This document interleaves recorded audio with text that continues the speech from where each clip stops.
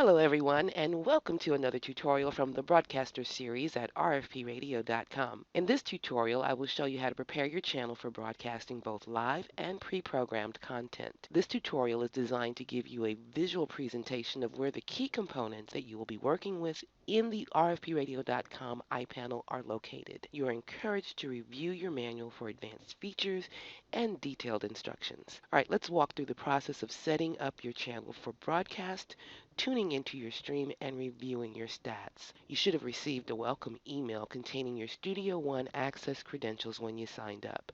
Now please remember that the username and password for iPanel are different from your rfpradio.com master account.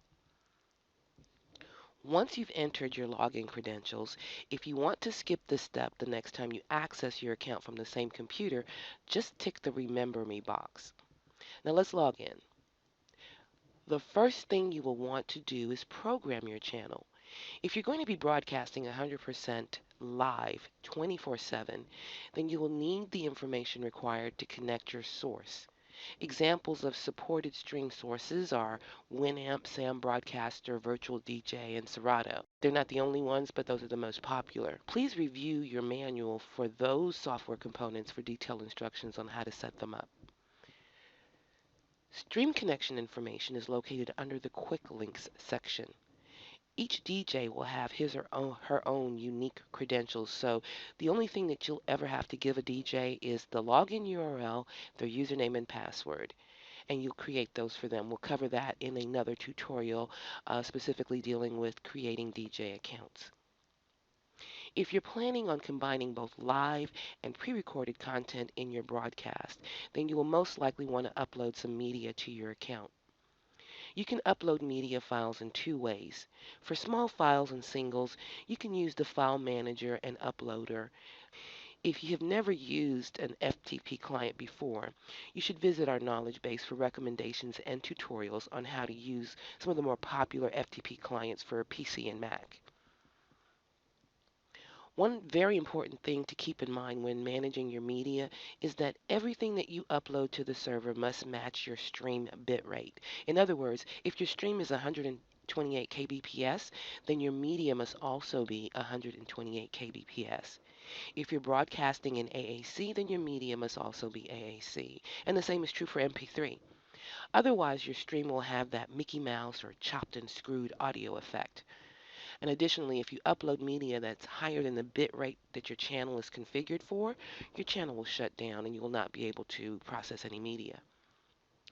Okay, now that you have media in your library, you're ready to program your channel. This is accomplished by creating playlists. Now, if you want a truly professional sounding channel, you'll spend some time laying out your format and programming your playlists. We will cover some tips and tricks in a separate tutorial. To add media to your playlist for broadcasting, in the navigation pane on the left-hand side of the screen, click Media under the Auto DJ heading. The Media Library interface should appear and you should see the artist and the tracks that you've uploaded in the center pane. Click on one of your artists while still holding down the mouse button. Drag it to the standard rotation or whichever playlist that you prefer, and this will add all the tracks by the selected artist to the playlist. If you prefer to add individual tracks instead of entire artists, you may optionally click on the artist, then click on one of the artist's albums, and then drag the individual track into the playlist instead.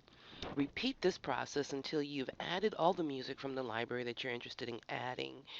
You can also hold down the Control key while clicking the artist and albums and other tracks to select more than one at once, and then drag them over all at the same time.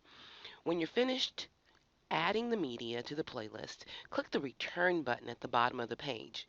Note that when adding media to a playlist, the changes are saved automatically and instantly as soon as you drag and drop the tracks into the playlist, so there's no further saving necessary. You must start your stream before listeners can tune in to your stream, obviously. If you're using Auto DJ, then all we do is click Start. However, if you're not using Auto DJ, then you will need a live source to provide an audio feed. Please review our tutorial on performing a live broadcast for more information on audio stream sources.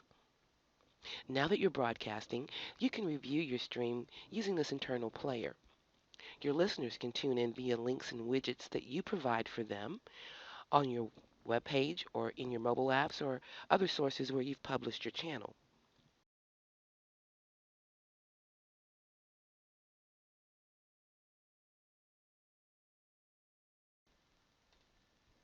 You also have the ability to monitor your channel's performance with a number of reports that give you recent activity, listeners, user agents, and historical information.